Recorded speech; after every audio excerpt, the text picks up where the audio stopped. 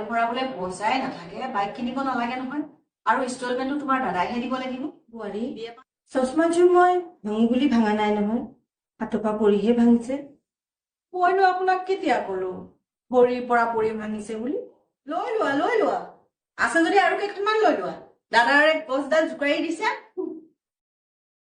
Private company এটাত সোমাই উপাৰ্জন নকৰা কিয় ককাইৰাক কিমান চেপি চেপি খাবা আৰু মাৰ বেমাৰৰ খৰচ তোমাৰ বেকাৰ লাইফৰ খৰচ এইবোৰ বহন কৰি কৰি কোনোবা দিনাখন তোমাৰ দাদা লাও লোৱা অৱস্থা হৈ যাব বুজিছা মোৰ কথানো ক'ত শুনিবা মোকতো নিজৰ বুলিয়ে নাভাবা চিন কৰা কৰি থাকা গৰম পানী খায় ফ্ৰিজৰ পানী খুব বেমাৰৰ নামত পিতেকৰ টকাবোৰ বৰবাদ কৰিছে মৰিলেও মৰতে যাবে কি পৰিলে যাওঁ গৰম পানীয়ে বিচাৰিছিলো একো নাই গৰম পানী কৰিব এতিয়া ঠাণ্ডা পানীকে খাওঁ লেকেটা জীৱ নমৰেতো কি হৈছে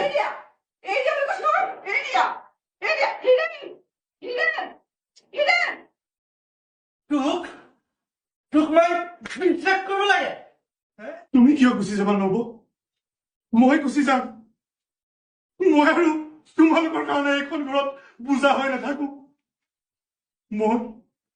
মই গৈ টাউনত হোটেলত বাচন ধুম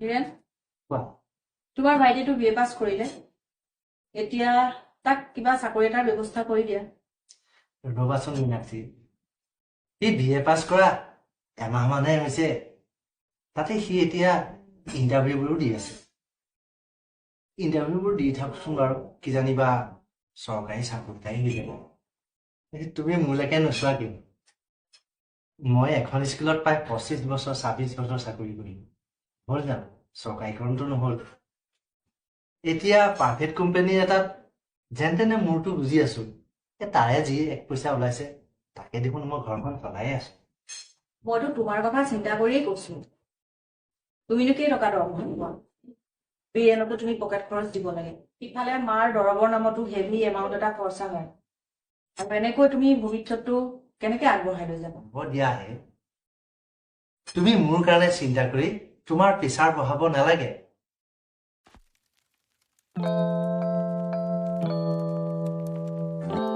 হিৰেণ তোৰ কোম্পানীলৈ যাবলৈ সময় হ'ল নে হ'ল মা এটা কাম কৰিবিচোন মোৰ চশমাযোৰ হাতৰ পৰা পৰি ভাঙিল নতুনকে এযোৰ আনি দিবিচোন আৰু শুনচোন মোৰ টেবলেটবোৰো শেষ হ'ল পাৰিলে লৈ আনিবিচোন মা এই যোৱা মাহত 2600 টকা দি বনাই আনিছিলোৱে এই পেলাই ভাঙিলাই নহয় আকৌ মা চশমাযোৰ অলপ ভালকে ৰাখিবাচোন ভাঙক পুতেকৰ টকাৰ গছ আছে নহয় কোম্পানী চাকৰিহে কৰে অলপ দকে ভাবি চাব লাগে বোৱাৰী চশমাযোৰ মই ভাঙো বুলি ভাঙা নাই নহয় হাতৰ পৰা পৰিহে ভাঙিছে মইনো আপোনাক কেতিয়া কলো ভৰিৰ পৰা পৰি ভাঙিছে বুলি মীনাক্ষী চশমা এযোৰ ভগাক লৈ মাক তুমি ইমান ইনচাল্ট কৰিছা যে শুনা মই জীয়াই আছো যেতিয়া মই চশমাযোৰ হয় বনাই দিম নহলে এযোৰ কিনি দিম চাবা লোকৰ কথা চিন্তা কৰোতে কৰোতে কোনোবা দিনা হালধীয়া বস্ত্ৰ পিন্ধি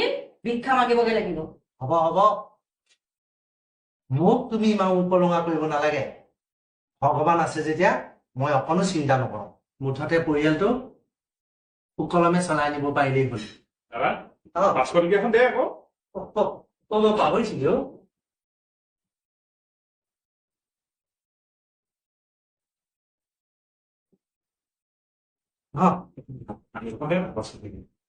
এই আৰু এখনহে আছে মই মানে গেঞ্জি 2টা কিনিবৰ কাৰণে ৰাখি থৈছো পিছত কিনিবি দে মোক মানে কাম এটা লাগে বৰ গাহলা পেলাই দিও তই ল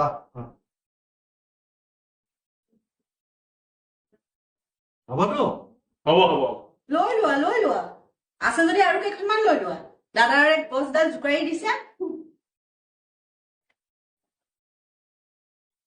বোৱাৰীয়ে কিন্তু মোক বৰ কাটলাৰী কথা কয় হিৰেণ মোকো কেতিয়াবা কিবা গাত লাগি যোৱাকে কথা কয়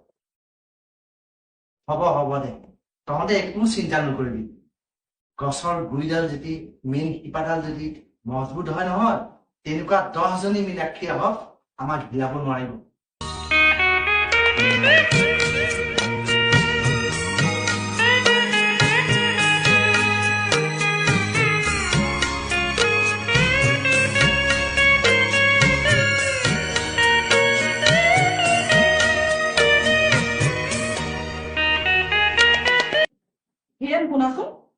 টাউনত যে শ্বপিং মল এটা বনাই আছিলে উম। আজি অপেনিং কৰিলে হয় নেকি? আৰু বহুত ধুনীয়া ধুনীয়া কাপোৰ বোলে একে কমত অফাৰ দি আছে জানানে ব'লা তোমাৰ আৰু মোৰ কাৰণে কাপোৰ কেইযোৰমান কিনি আনোগে তুমি কি কথা কোৱা হে? মোলে বাৰু কাপোৰ নালাগে, তুমি এটা কাম কৰা, তুমি বিয়েনক লৈ যোৱা আৰু তোমাৰ কাৰণে 2-4 মান কাপোৰ কিনি লৈ আহিবা। আৰু শুনা, মোৰ আজি কোম্পানীত বহুত কাম আছে আৰু যদি মই কাম কৰি শেষ কৰিব নোৱাৰো নহয়, মই বছৰৰ পৰা বহুত গালি খাব লাগিব। মই তোমাক কৰবালৈ লগ ধৰিলে তুমি সদায় এনেকে বাহানা কৰা উপায় নাই বুজিছা, প্ৰাইভেট কোম্পানীত কাম কৰিলে এনেকুৱা হয়। আৰু এটা কাম কৰিবা, তুমি বিয়েনক জিন্স পেণ্ট এটা কিনি দিবা আৰু মালে কাপোৰ এযোৰ লৈ আহিবা। আৰু তুমি বীৰেণৰ লগত যোৱা বুলি কোৱা মই বীৰেণৰ লগত যেতিয়া যাওঁ তেতিয়া মানুহবোৰে কেনেকে চাই মইহে জানো আৰু বীৰেণৰো মতি গতিবোৰ মই বৰ ভাল দেখা নাই বিয়েনৰ বদনাম গাব নালাগে দিয়া, মই মোৰ ভাইটিক মই ভালকে জানো।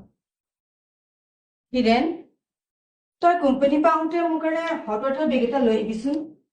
গাবিলাক বৰ বিষ হৈছে অ'। গৰম পানী হেকটো ল'লেহে ভাল পাম নেকি। হ'ব দিয়া মা, মই অফিচৰ পৰা আহোঁতে লৈ আহিম। ঠিক আছে। দাদা অ 500 টকা এটা দেচোন জেনেৰেল নলেজৰ কিতাপ দুখনমান আনিব লাগে অ কিতাপবোৰ বৰ দাম হয় নেকি? হ'ব দে, তই এইটো ল আৰু এই কিতাপবোৰ পঢ়ি ভালকে ইণ্টাৰভিউ দিব লাগিব আৰু ইণ্টাৰভিউ দি তই চৰকাৰী চাকৰি এটা ল'বই লাগিব, নহ'লে মোৰ অৱস্থাটো তই দেখিছই। হ'ব দে ভগৱানে চকু মাৰি চালে চৰকাৰী চাকৰি এটা পামেই প্ৰাইভেট কোম্পানী এটাত সোমাই উপাৰ্জন নকৰা কিয় ককাইৰাক কিমান চেপি চেপি খাবা আৰু মাৰ বেমাৰৰ খৰচ তোমাৰ বেকাৰ লাইফৰ খৰচ এইবোৰ বহন কৰি কৰি কোনোবা দিনাখন তোমাৰ দাদা লাও লোৱা অৱস্থা হৈ যাব বুজিছা হ'ব দিয়া নবৌ সোনকালে মই কিবা এটা কৰি আছো বোৱাৰী হীৰেণক মই তুলি জানি ডাঙৰ কৰিছো। সি যেনিবা জন্ম দিয়া মাজনীৰ কাৰণে 2 টকামান খৰচা কৰিলে, তাত তুমি কিয় চলিব লাগে? কিয় নজ্বলিম আপোনালোক দুজনৰ বাবে আমাৰ ভৱিষ্যতৰ কাৰণে এটকাও সাঁচিব পৰা নাই হ'ব দিয়া, ভৱিষ্যতৰ কাৰণে তুমি মোৰ ঘমাব নালাগে। মোৰ কথানো ক'ত শুনিবা মোকতো নিজৰ বুলিয়ে নাভাবা চিন পৰা কৰি থাকা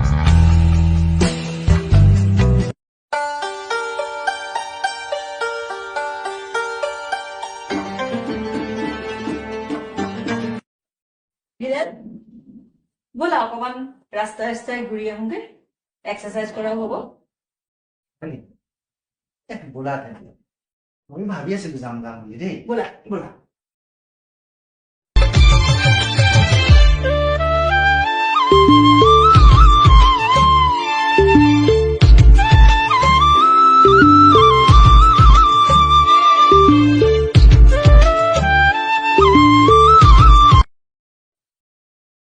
হীৰেণ কোৱা। আমি মা আৰু ভাইটিৰ পৰা বেলেগে থাকিব লাগে এইটো তুমি কি কথা কৈছা?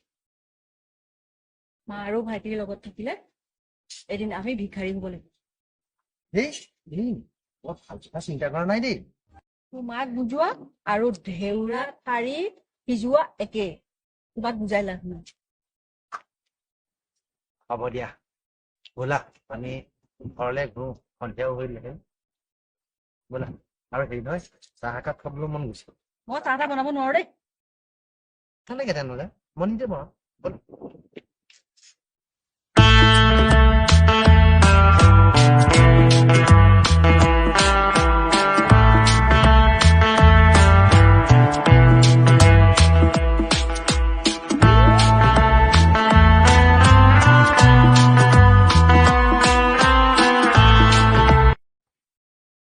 বোৱাৰী গৰম পানী এগিলাচ লৈ আনাচোন, গাটো বৰ বেয়া লাগিছে অ'।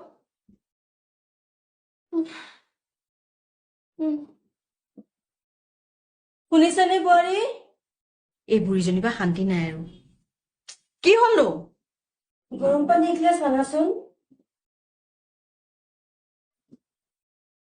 আনি আছো ৰ'ব গৰম পানী খাই ফ্ৰিজৰ পানী খুব বেমাৰৰ নামত পিতেকৰ টকাবোৰ বৰবাদ কৰিছিল মৰিলেও মৰতে যাবে কি পৰিলে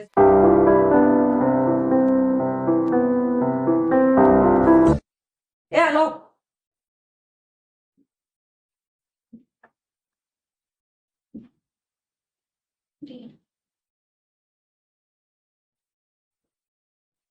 বোৱাৰী এয়াচোন ঠাণ্ডা পানী মই গৰম পানীয়ে বিচাৰিছিলো একো নাই গৰম পানী কৰিব এতিয়া ঠাণ্ডা পানীকে খাওঁ লেখেটা জীৱ নমৰেতো মোৰ গাটো বেয়া লাগিছিল বাবেহে বিচাৰিছিলো তোমাক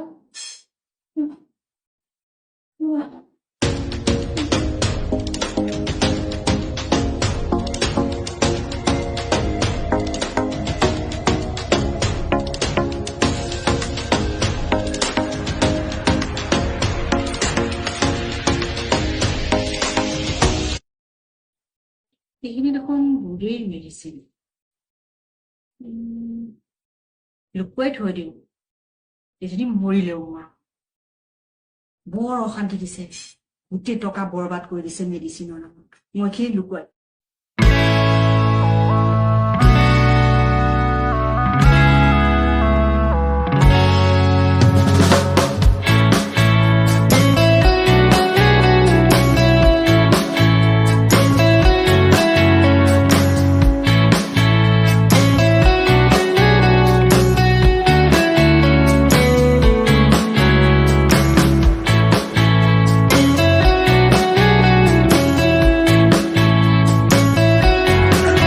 নবৌ দাদা নাই নেকি অ দাদা নাই টাউনলৈ গৈছে কি আছিলে কোৱাচোন তোমাকতো কৈ লাভ নাই দাদা আহিছে চোৱা সেয়া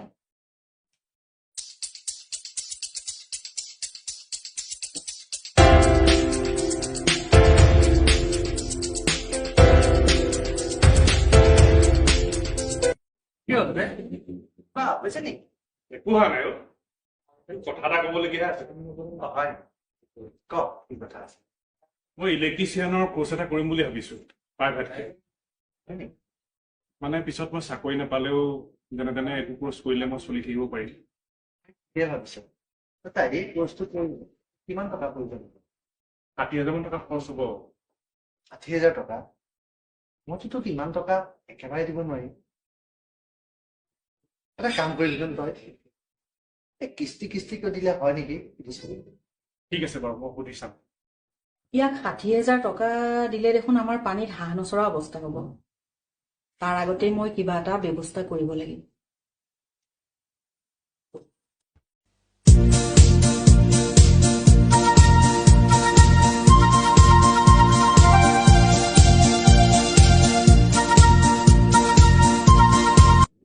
ভাইটি ক'ত যোৱা মই লগৰ ল'ৰা ঘৰৰ পৰা তুমি অকণমান সোনকালে আহিবাচোন কিয় মোৰ টাউনত বজাৰ কেইটামান আছে আৰু তোমাকো জিন্সৰ পেণ্ট এটা কিনি দিম নবৌ তুমি মোক জিন্স পেণ্ট কিনি দিবা আজি হাইঠা মাটিত পৰি যেন পাইছো দেই আমাৰ আগলৈ পিছলৈ বুলিবলৈ একমাত্ৰ ভাইটি তুমি তোমাক যদি কাক দিম কোৱাটো যোৱা এই 500 টকাটো লোৱা বাইকত তেল ভৰাই লওঁ তুমি মোক তেল ভৰাবলৈ 500 টকাও দিবা আমি বেলিটো প্ৰতি ফালে উদয় হ'ল যেন পাইছো দেই তোমালোকেহে মোক নিজৰ বুলি নাভাবা মইতো তোমালোকৰ নিজৰ ন লোৱা দিয়া বাৰু ভাইটি তোমালোকক মোক আপোন বুলি নাভাবা মইতো তোমালোকক আপোন বুলি ভাবো কিয় নাভাবো নবৌ মইতো তোমাক নিজৰ মা বুলি ভাবো কিবা এটা হৈ গৈছে মোৰতো খুব হৈ আছে কি হৈছে নবৌ কি হৈছে তোমাৰ কি হৈছে কি হৈছে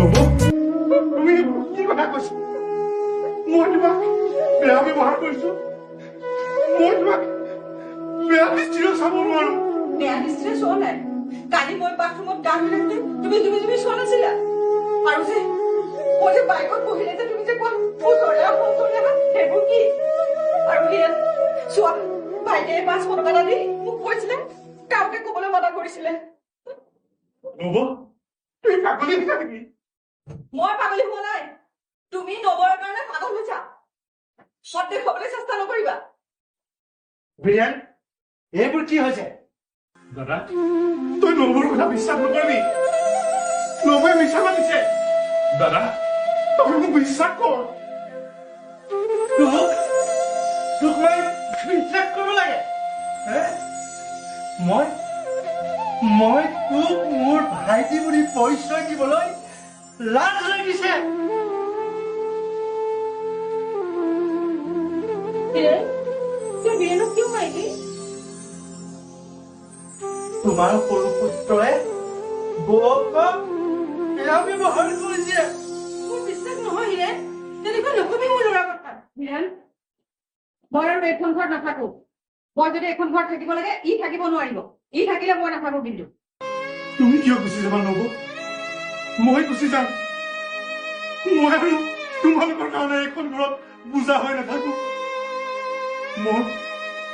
মই গৈ টাউনত হোটেলত বাচন ধুম। তাত মই দুবেলা দুমুঠি খাবলৈ পাম। ৰবা, মই বেগটো লৈ আহো।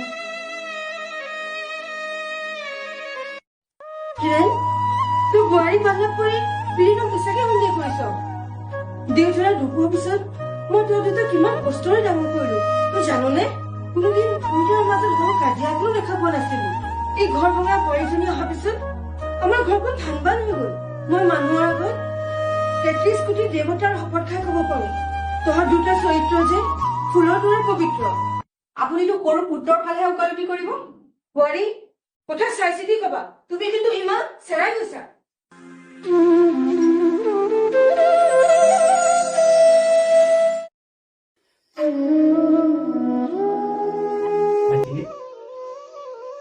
মা, তোমালোকে যদি এইখন ঘৰত নাথাকা ময়ো এইখন ঘৰত থাকিব নোৱাৰিম মা। ভাইটি, মই বৰ অকলশৰীয়া হৈ যাম। হিৰেণ তই গুচি গলে বোৱাৰী কি হব? কি হব? তাই ঘৰলৈ গুচি যাব লাগিব আৰু কোনোদিন ইয়ালৈ আহিব নালাগে। দেউতাই বনাই থোৱা এই ঘৰখন আমি ইমান গতি ধ্বংস হৈ যাম। মই ঘৰলৈ নাযাওঁ দেই। দেউতাহঁতে দাদাহঁতে মোক এনেই দেখিব নোৱাৰে, পদূলি মুখৰ পৰা খেদিব। মই নাযাওঁ। মা, বীৰেণ, তোমালোকক মই কথা এটা কওঁ। কথাটো শুনাৰ পিছত কিন্তু মোক গালি নিদিবা। মোক বীৰেণে বেয়া ব্যৱহাৰ কৰা নাছিলে। মইহে তোমাৰ পৰা 60,000 টকা বিচৰাৰ কাৰণে মই মিছা অপবাদৰ আশ্ৰয় লৈছিলো। মোক ক্ষমা কৰি দিয়া হিৰেণ। মা, মোক ক্ষমা কৰি দিয়ক।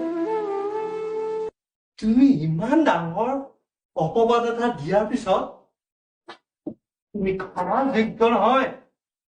আচলতে তুমিহে এইখন ঘৰৰ পৰা ওলাই যাব লাগে। হ'ব দে হিৰেণ, বোৱাৰীয়ে যেতিয়া নিজৰ ভুলৰ স্বীকাৰ কৰিছে তাইক ক্ষমা কৰি দে। বীৰেণ, তুমি মোক ক্ষমা কৰি দিয়া। মই ক্ষমা তেতিয়াহে কৰিম দেই নবৌ, যদি তুমি গাখীৰ চাহ একাপ আৰু গৰম গৰম পকৰি দুটামান বনাই খুওৱা। ঠিক আছে দেৱৰজী, চাহ পকৰি ময়ো খাম দেই বোৱাৰী। ঠিক আছে মা। হে? কি শুনিছো মই? চবেই যদি চাহ পকৰি খায় মই কি নোখোৱাকে থাকিম নেকি? আপুনিও খাব।